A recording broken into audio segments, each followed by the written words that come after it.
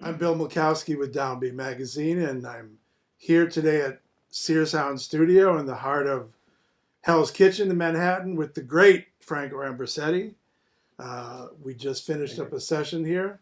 I'm still tingling from the version of Body and Soul. That was magnificent.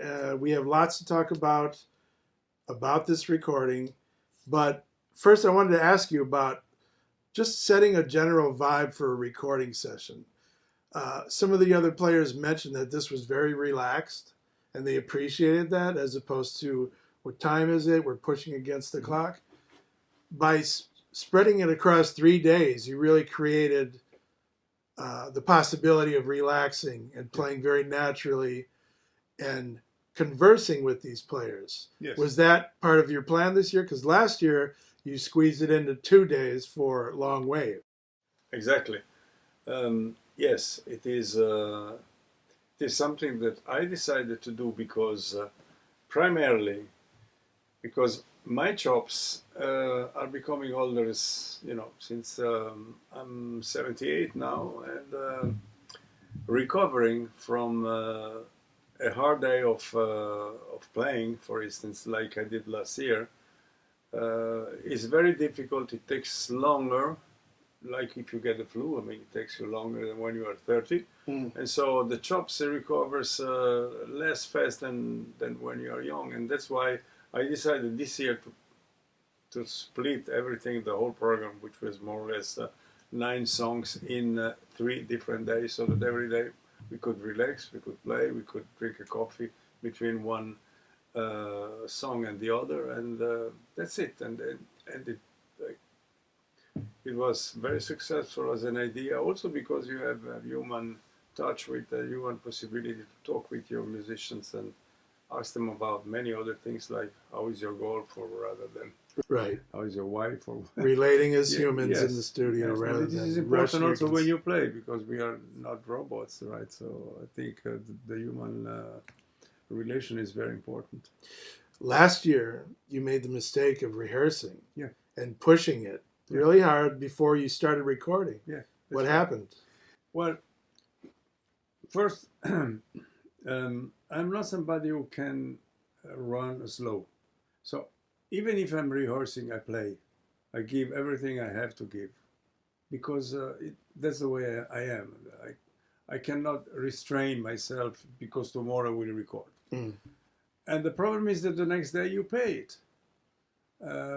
You pay the price, and the chops are very hard. And then when the chops are stiff, you cannot do whatever you like. Somehow, some notes they don't come, and then of course you are not happy, and many things happens inside you, and this is a mistake that years ago. I didn't make, because my chops were okay every day, because we are younger. But nowadays I have to think about it, and so I have to think about how long can I play one day. So 3 hours is fine. Now. So really, last year your chops were a bit compromised. Before the session even started. This year you sounded so strong. The tone was so beautiful. You paced yourself, as you say. Now, when you have the problem with chops, does that affect the tonal quality and the articulation? What happens when your chops get tired? Especially the articulation. Articulation. You cannot play as fast as you want, and some notes just don't come. And you can go high. Higher notes are very difficult to reach, and it's it's like if you have a stiff leg. You walk slower, and so it doesn't work. It's not a good idea. There is another point that is important. I changed finally after 40 years playing the same instrument, which is an old Queneau, very. It's an instrument that has a long history and a fantastic sound, but it's difficult to play. And I didn't realize that it was so difficult to play in the long run. Till I found this new instrument that has a very similar sound, but everything flows like nothing. It's it is a new technology, and this new technology, the new instruments technologies, is to make instruments that are easier to play, and that's why I played 3 days in a row, and every day my chops were perfect. Yeah, man. I was here last year for the sessions, and I have to say, I thought your playing this year was stellar from day to day, peaking with body and soul. You were doing some very daring high register playing and nailing it. The articulation, the tone, you seemed very inspired on this session. Yes. Well, the inspiration is also a consequence of how good your chops are. Mm. You may be inspired, but it doesn't come out what you want to do. So you're kind of handicapped if your chops don't work. Well, it came out this year, man. You sounded very on top of it. And of course, inspired by the musicians you work with on the session. Most of them who played on last year's session. Yes. Jack DeJohnette on drums, Scott Calbi on bass. Yeah. Ori Kane was here last year on piano, John Scofield on guitar. John, yes, of course. Yes, we had the addition this year of Rini Rasmus. Yes. Do you have a history with her? Had she played? No. I have a very short history, I have to say. The short history is that when Ron Carter came to Switzerland, he asked me to play with these two concerts that he was playing, one in Zurich and the other one in Basel. And I said, of course, yes. Difficult to say no to Ron Carter. Besides that, he's one of my favorite bass players. So, and his history, no doubt. And so I was honored to play with him. And Renee, I call her Renee, although her name is Irene. She tells me. I heard that for the first time. Irene, anyway. But Irene. She was a pianist, and so we met there. That's the history. So that was in November, and but already before I asked Jeff Levenson to contact her and to ask her whether she would be part of this ballads project that now is finished. And so then I split between Uri and her.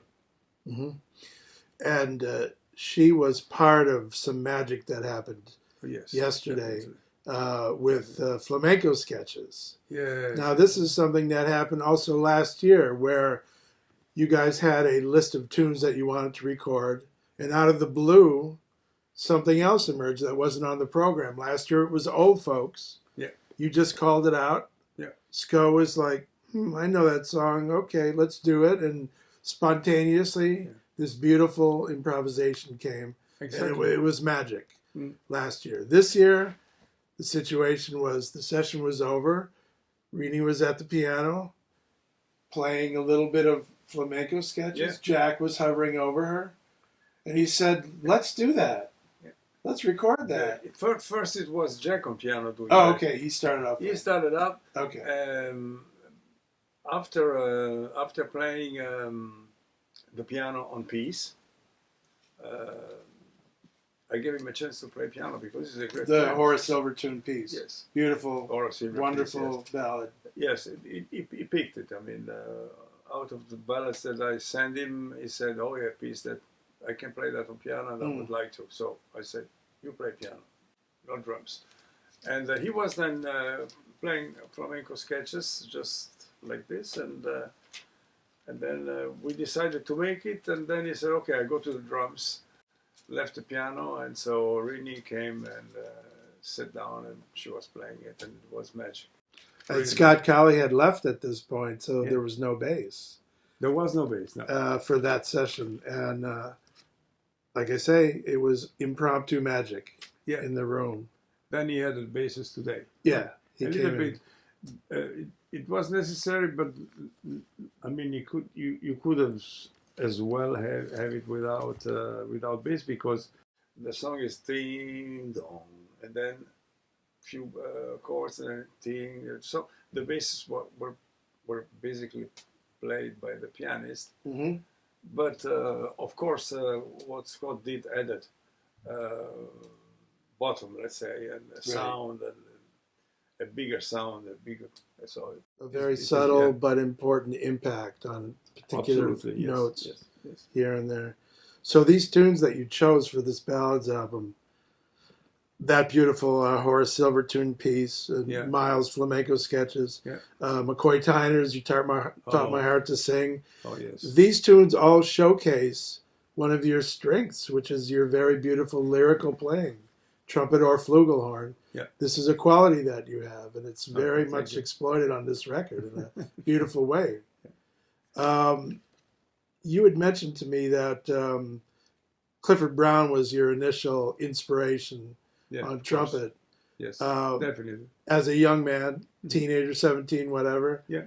But at some point, the lyrical side of Miles playing caught your ear as well. Oh yes. And maybe yes, that yes. influenced you to become this lyrical player that you are today. Yes. Talk about that. The lyrical side came much later. I remember when I was playing with my father's quintet. We were playing ballads, and he always said to me, you know, I was 23, 24, and my goal was playing fast songs, you know. Clifford Brown. Clifford Brown, and a lot of notes and well, Clifford is another level, but anyway, let's say that when I was playing a ballad, my father used to tell me, you know, you play a ballad in a very correct way,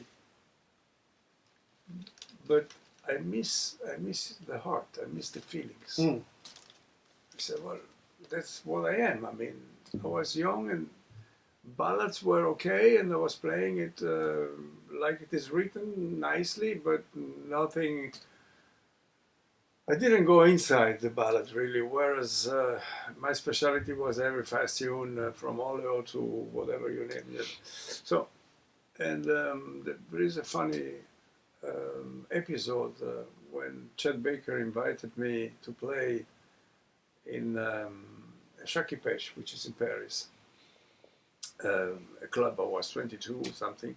Daniel Mayer was playing drums, and Daniel Mayer used to be the drummer of my father. So he said, "Why don't you come?" So I came, and Chet decided to play something fast, which for me was the most normal thing. It was a favor that he did to me, and he called Oleo.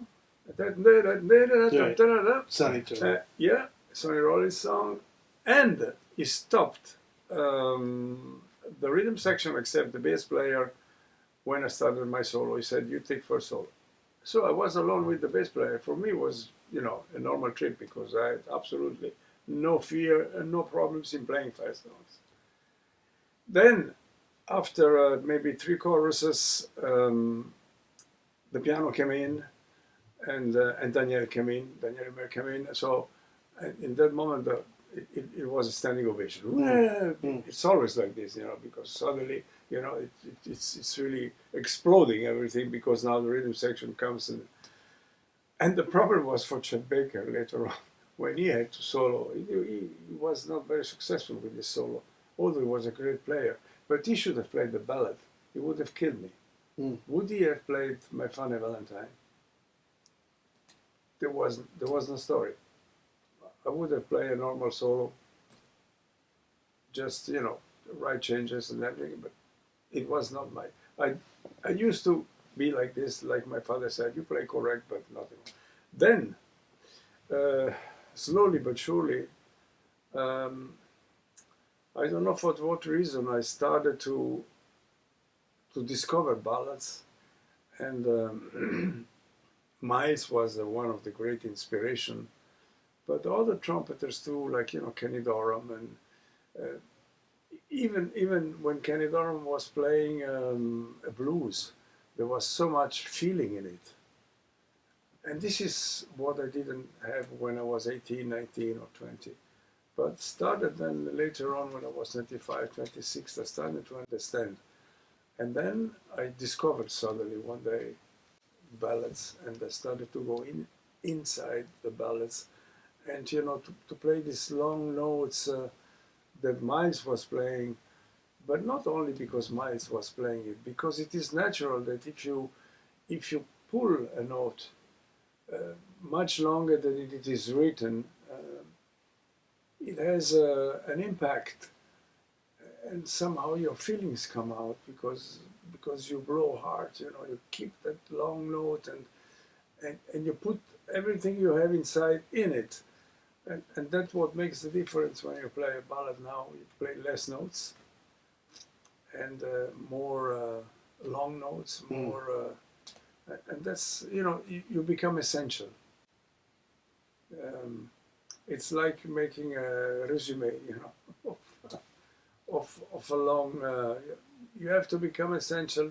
Just tell the important things and leave away the rest. All the notes around. It's baroque. It's not necessary. You pull on those notes, and as listeners, it pulls on our heartstrings. Yes, yes. I remember sitting with Lee Konitz once at a concert, and the first set ended, and he turned to me and said, "Didn't pull any heartstrings." Yeah. Man, you know, you mentioned your father, Flavio Ambrosetti, who was a sax player, alto player, and a bebop pioneer in Europe. Yeah, he was one of the first. He was very influential. He played in 1949 at the Paris Jazz Festival with opposite Charlie Parker. Mm-hmm. Right. Right. So they met afterwards in the jam session. Mm-hmm. Yeah. So clearly, you grew up with this music. Oh yes. In person, on record. Yeah. Jazz is part of your DNA. Oh yeah, absolutely. Mm. When I was 4, my father told me, and some guys that were of the age of my father, the young musicians that were coming to our house to talk to my father, they would put, you know, something, a record like Glenn Miller or Teddy Wilson or whoever was at that 42, 43. No, I was 4, so 44, 45. The year 1944, right. 45. And I was always speaking exactly who it was. I mean, it was not very difficult because all these 4 things, Benny Goodman, it was easy to recognize. So I was always listening to jazz. Then when I was about 5 or 6, I was sitting on a chair in front of a radiator, heating. And because it looks like a piano for a kid. And then I was putting Errol Garner, and I was pretending. So it was always jazz. It was always jazz. Later on, I started classical piano, and then I discovered, of course, a lot of classical music. Didn't you also, as a little kid, like scat solos to your father's friends, and they were amazed? What is this little kid scatting all these bebop solos? One of the guy who was amazed was Toots. Toots Tillemans. And, he spent his honeymoon trip in our house before joining George Shearing, who invited him as a guitar player, though, because nobody knew that he was playing harmonica then. And in fact, at home after lunch, I remember that he took out an harmonica, and the harmonica, and started to play a few notes. And my father looked at him and said, "What the hell are you doing? You don't think to be able to play jazz with that little instrument." He didn't know what the future would bring. And, you know, and he became the harmonica player in jazz. I mean, and then of course there are other kinds of harmonicas, you know, blues, but he was playing the chromatic. Exactly, the chromatic harmonica, and but there are other styles. I mean, Stevie Wonder he plays fantastic harmonica, but it's another style. And Toots was sometimes was asking me, "Sing me a blues of Charlie Parker." I was singing that. For me, was not. I didn't hear anything else. That was the music we were listening. So you had good ear training from an early age. Yeah, of course. Wow, there it is. Since I was 1 year, since I was 2 years old, that I could hear what's happening, and so for me it was absolutely normal. This is the language I learned. So I learned bebop. I never was able to play any kind of Dixieland stuff. Mm. I'm not able today. If I have to play with a Dixieland band, I play bebop.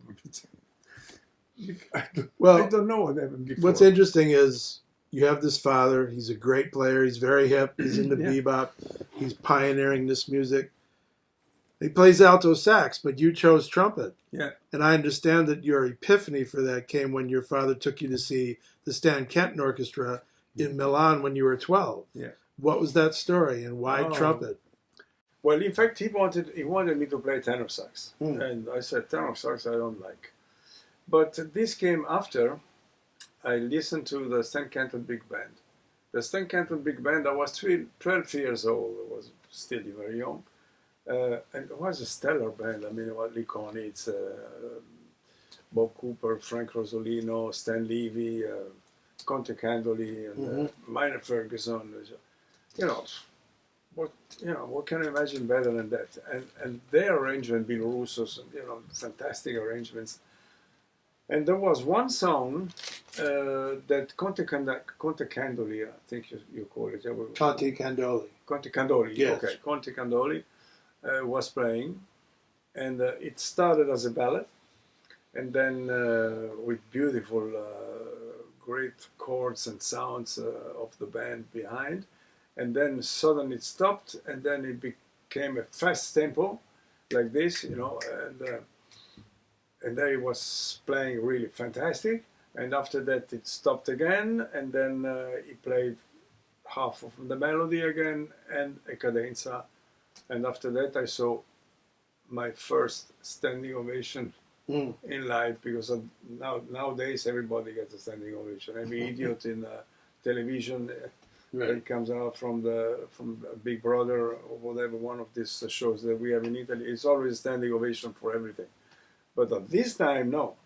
And the whole theater stood up because it was so fantastic. And I was impressed by the trumpet, by the guy, by the music he was playing, and I was a kid still, so the shiny trumpet and the pistons. Because somehow I had a relation with the factories of my family, so this is technical, right? And the pistons is something that is sexy when you press it, it is.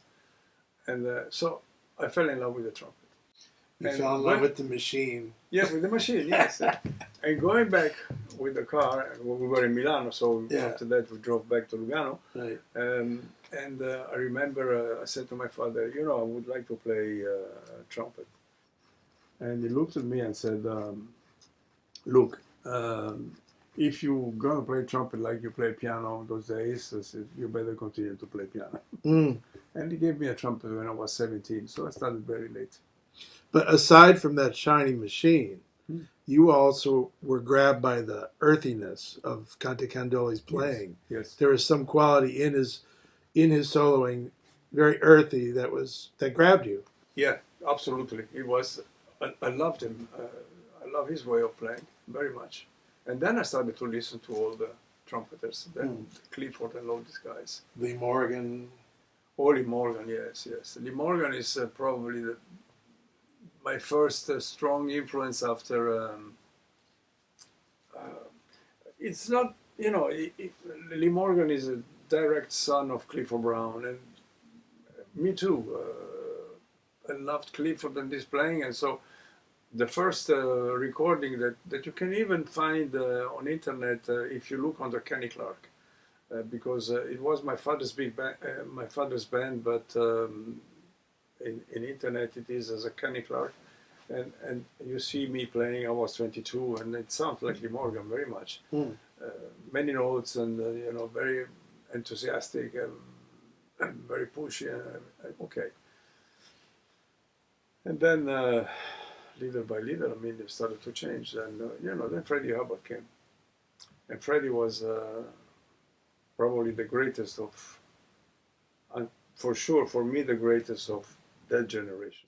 There was a moment when he was the greatest trumpet player on earth. Yes, absolutely. When he was at the peak of his abilities. Absolutely. Of course, sadly, he blew out his lip, and that was, and still kept playing, but it was diminished.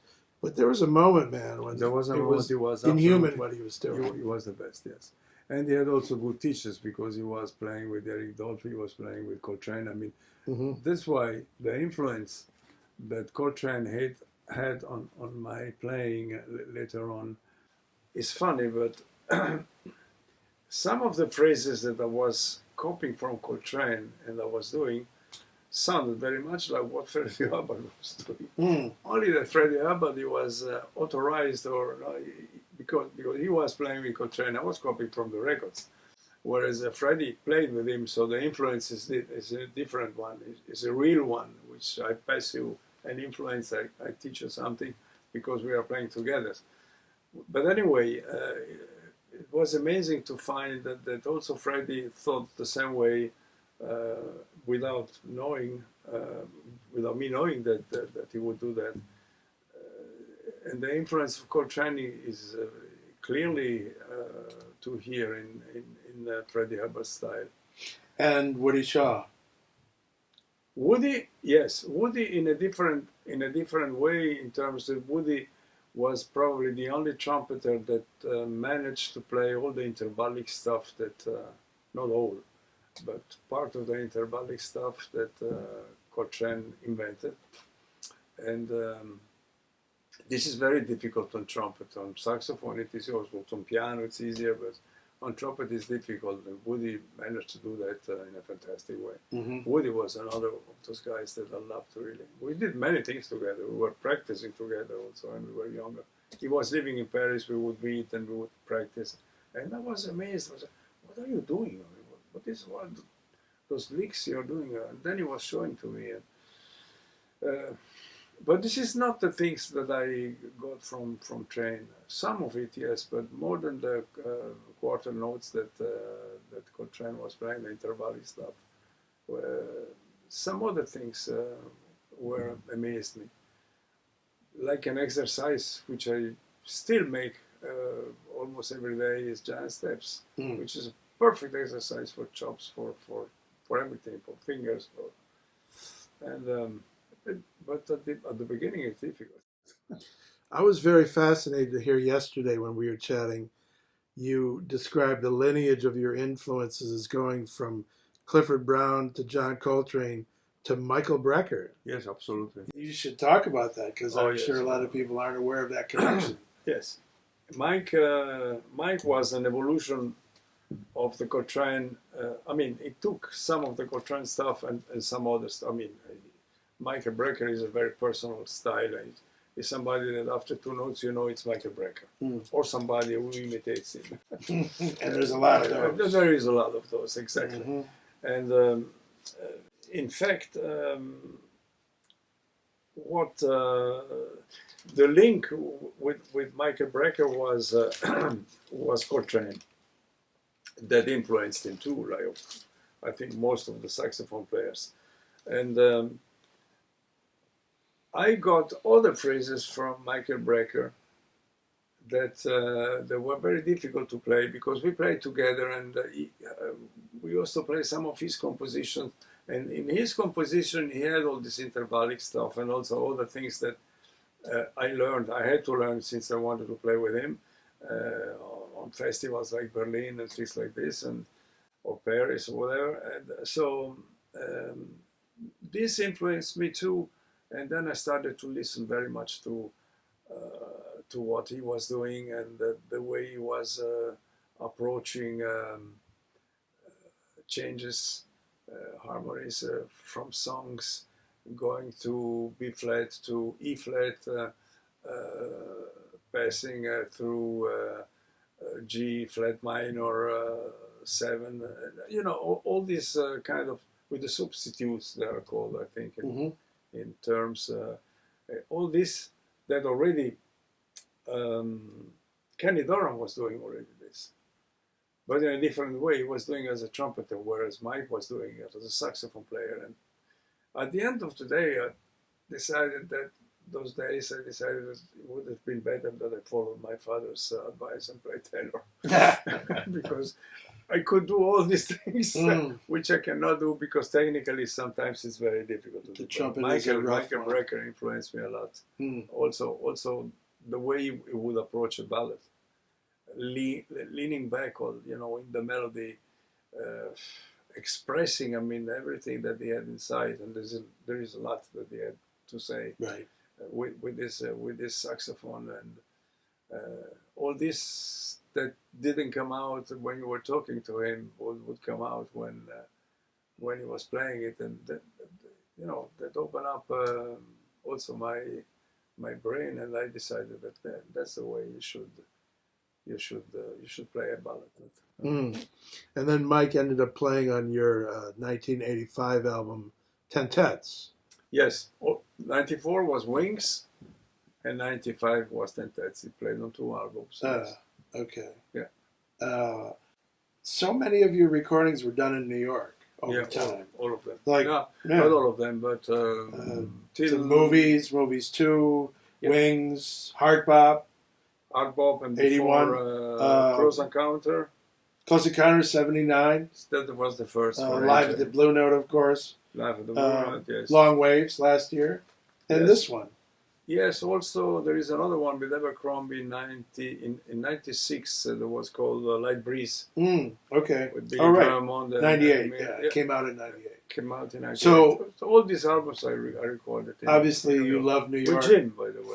With Jim Anderson, Yeah. the great engineer. Yeah, of course. So you love New York. You love recording here. You love the jazz is here. Mm-hmm. The center of the world for jazz is still New York. Mm-hmm. That's why I came here. I mean, Yeah. It's American culture, Mm-hmm. which we got too. I mean, there is a lot of European culture in jazz, but the center of jazz is here. So I came here, and it was also much easier to be here. I used to play in clubs then. After the Blue Note, I used to play in Visiones very often. You played at Bradley's too. Bradley's, yes, a whole week at Bradley's. You told that funny story about it. You had a week at Bradley's, and because you were juggling careers at the time, Yeah, of course. you were a jazz trumpeter and an industrialist. Yeah, of course. You had to leave the gig Yeah. and go sign a contract for landing gear with somebody. Yeah. Well, Tell that story. Yeah. I asked whether I could, because I had to go to St. Louis. To McDonnell Douglas, that at the time was not Boeing, it was still McDonnell Douglas independent, because the Swiss bought F-18s, and we were doing the landing gears for the F-18s, and not only for the Swiss Army, also for some American, for the Navy, because meanwhile a new model of F-18 was coming out, and let's say the factories that were doing the new landing gears were not doing anymore the normal landing gears of the F-18. That's why we got the gig. We got that contract. So I had to fly from New York to St. Louis, and the flight was something at 8 o'clock in the morning at LaGuardia, and so I had to go. So I asked the lady, the owner, I forgot her name, she was a fantastic lady. And she said, "Oh yeah, okay, you can skip the third set, but tomorrow evening you're going to be here at 8 o'clock or 8:30 when you start. You have to be here on time." I said, "No problem, I will be here on time." And everybody knew that I was going to sign a contract. It was about 35 or 30 or 38 millions of dollars. I mean, it was for the company, not for me personally. But I mean, it was an important gig, an important contract.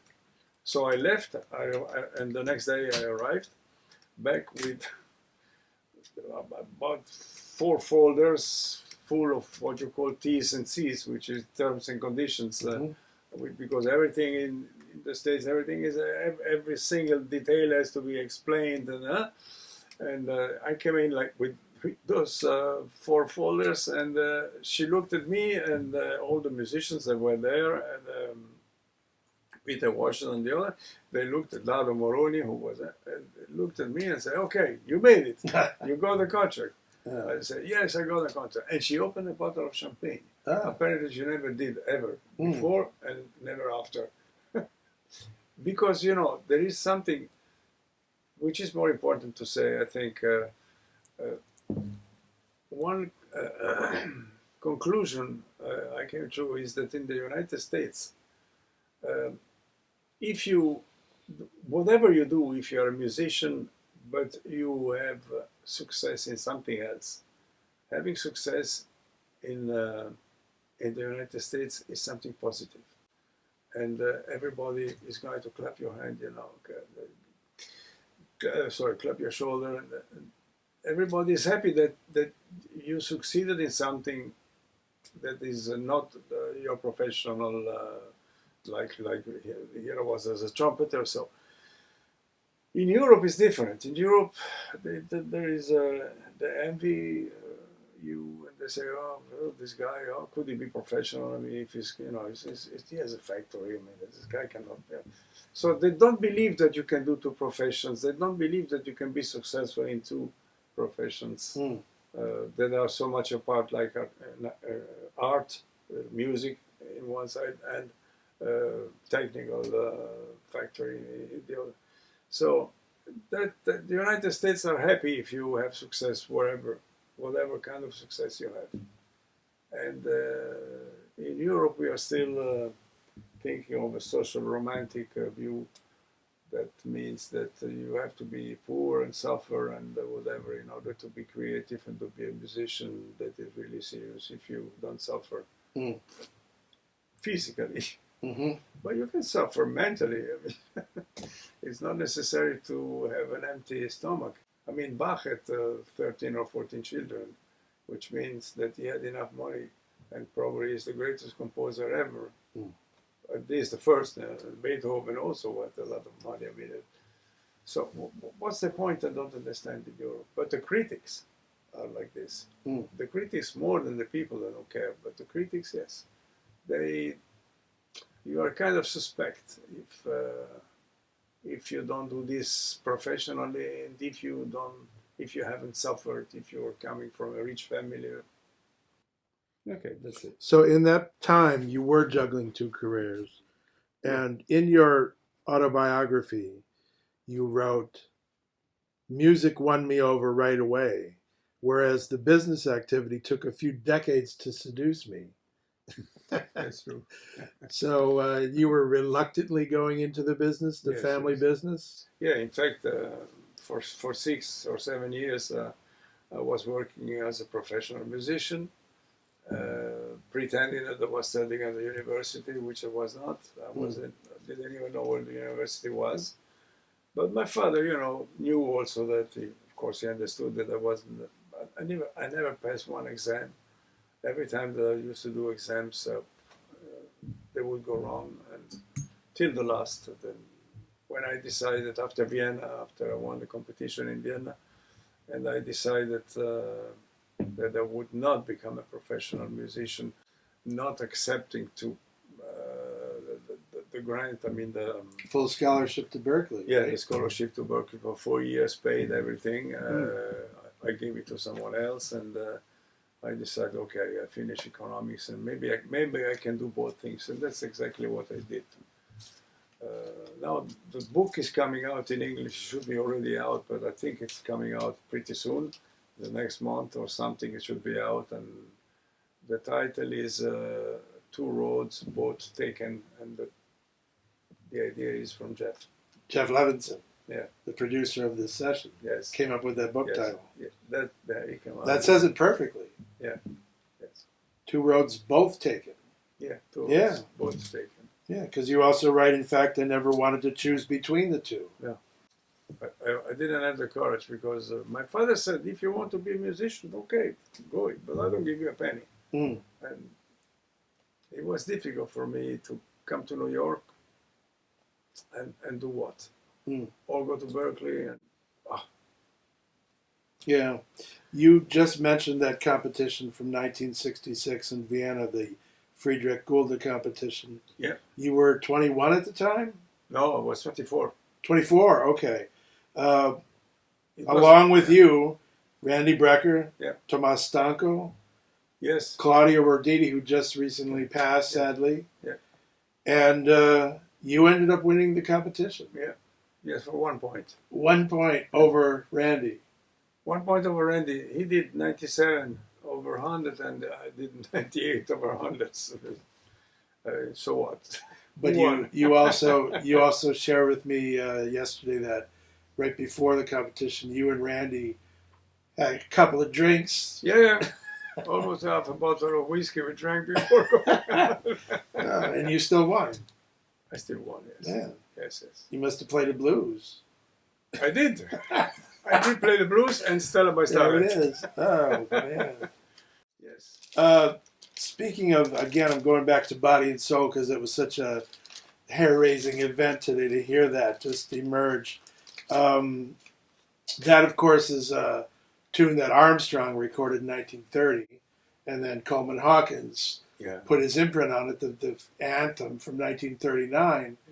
Your father, you told me this story, your father jammed a little bit with Coleman Hawkins in St. Moritz? Yeah. When he was a teenager? Yeah, he was playing piano with Coleman Hawkins. Okay. Yes, because at those time in St. Moritz, there were many British and American citizens that were coming for holidays. It was one of the only spots in Europe where you could ski. I mean, it was very advanced. And there were very luxury hotels. They are still there, also all these 5-star hotels. And the Cool Motel, Coleman Hawkins was playing, and he was one of the idols in my father. And my father was playing classical piano then, and he was playing like Teddy Wilson. That was the style at this time. Mm-hmm. And after the jam session, after the concert of Coleman Hawkins, which is really surprising that in 1935, somebody invites Coleman Hawkins in St. Moritz. I mean, right. It's weird, no?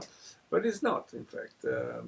So after that, my father sat on piano, and Coleman Hawkins and him played, I don't know what kind of song, because my father was playing it. I think it was All the Things You Are, because my father was able to play piano jazz only in A flat. So A flat is yes. All the Things You Are is an F flat. Okay, whatever it was. And then he fell in love with saxophone. And the next day, I think he bought a saxophone. Wow. He bought a tenor first, and then he switched to alto later on. Yeah, that was 1934. I think that's a momentous encounter right there, man. Yeah, Coleman Hawkins. Yeah, Coleman Hawkins.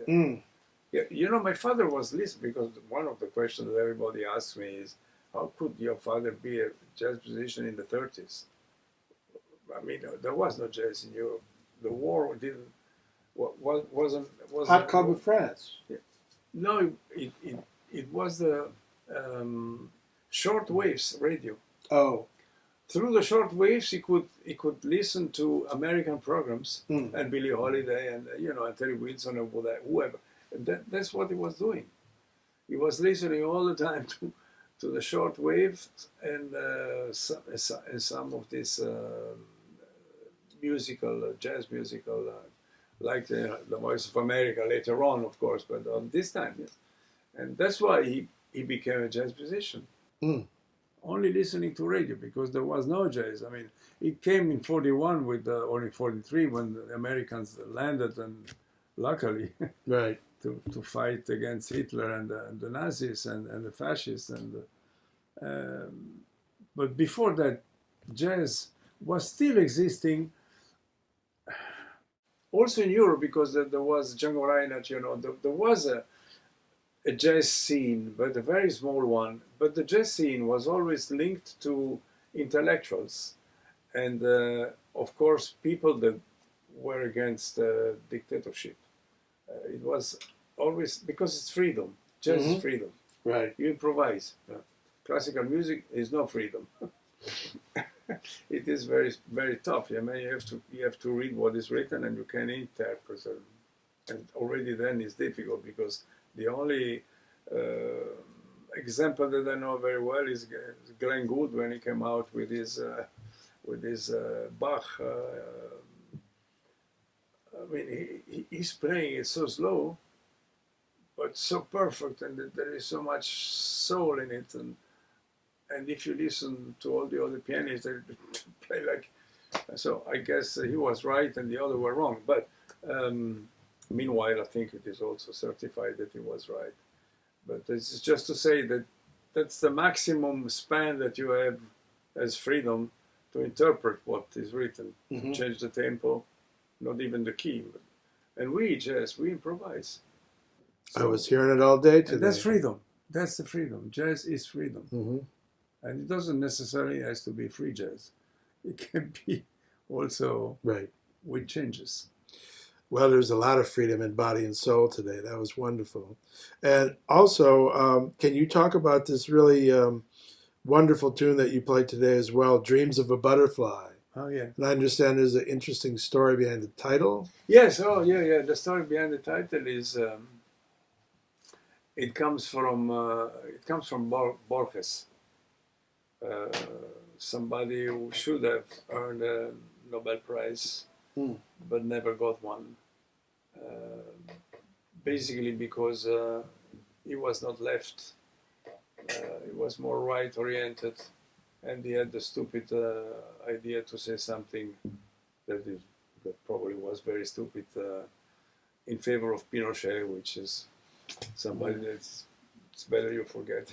But anyway, that's why he never got a Nobel Prize. Although he's probably one of the biggest writers in South America. And the story is like this. There was a man who dreamt to be a butterfly. And when he woke up, he didn't know whether he was a man that dreamt to be a butterfly or whether he was a butterfly that dreams to be a man. And I thought, and this gave me an inspiration. Once I sat on the piano, I started with this line, it's like, a butterfly that flies. And the dreams of a butterfly could be that maybe she is dreaming to be a man, or the other way around. I mean, what Borges said. This piece has a kind of a chamber-like quality at the intro, and goes into a kind of a poinciana kind of vibe to me. It's a beautiful piece. Thank you. You composed it at piano? Yeah. On piano? I composed a lot of it on piano. One time I used to compose on trumpet. The most complicated lines I can do on trumpet, not on piano. But on piano I compose things that are kind of musical. And now, what about the other original on the album, Celia in the Sky? Yeah, that's all. Latin vibe. Latin vibe, it was meant when I was writing, because Silli was an actress, my wife, and for many years, and she was acting as a main actress of a play by Harald Pinter called The Lovers. And the story was that she and her husband, that's the first act, they were having breakfast together, and then he goes to work, and she goes into her room and prepares herself to receive her lover, who is the husband, who dresses in a different way, comes back, and they pretend to be lovers. I mean, that's Pinter. He's a Nobel Prize, and I think he deserves it too, because it's very clever. So the director told me to write something for this scene where she prepares herself, where she puts on dresses that are a little bit sexy, and she makes up herself and everything. And so I composed this song, and that's why I call it "Seal in the Sky," because I dedicate it to her, and it was used in that theater piece. And there are many other pieces where I wrote music for theater. And this is fun. I was asking Jack DeJohnette about that tune, because the groove that he put up was, I was trying to understand, is that like a down zone? Is that a cha-cha? Is it a guaguancó? What's going on, Jack? And he's like, I don't know, I'm just intuiting the groove. And that pretty much defines his approach to the kit on everything. On Body and Soul. I can't imagine that you give him much direction on any of these pieces that you recorded. I don't give any direction. Like what he did on Body and Soul was incredible. I mean, it's Jack. That's why You don't have to tell him. No. Jack is Uri. I mean, those musicians. He's a force of nature. You take them because you want them to play what they are, and they are like this. If I have to tell anyone, I can explain the form and what is happening, who is taking first solo and everything. But what you do behind, it's up to you. I tell Jack every time, whatever you feel like doing, do. Don't think. You don't have to play straight ahead. Yeah, it's the freedom of that approach. Yeah. And the relaxed nature of this environment that allows those kind of conversations to come through. Yes, on exactly. every tune. Yes, but you also need to have musicians you like. And I mean, all the musicians I'm using already last year, those musicians, I love their playing, and they never do something wrong. I mean, they never play the wrong thing in a ballad, or they know exactly what we think the same way. So I trust them completely. I was in management. I was the same thing. I mean, when I had a good director under myself, and I would let him go. I would let him do. So there are parallel disciplines in both fields. Very much. If somebody's creative, let him do. He does. He knows. I mean, he knows the limits. He knows what is right and what is wrong. If we have the same taste, of course. Maybe a Chinese would think differently because he has another culture. But us having the same European or American, which is the same, Western culture. So we all come from the same kind of culture, so from classical music and whatever. And so, if a musician of this size, caliber, yes, you don't have to tell them. It's like if you go to a painter. I mean, if you go to Picasso, you can tell him, "You please make it the yellow because I Can you have that match my couch?" Yes. Yeah, exactly. I mean, you let him go. You let him do it. Yeah. That's a respect I have for musicians, and that's the respect that I have for everybody in life. I mean, I think that respect is the first and most important virtue that you should have always. Beautiful. Good place to end. Thank you very much, Bill. Thank you so much, Thank Franco. you. Thank you very much.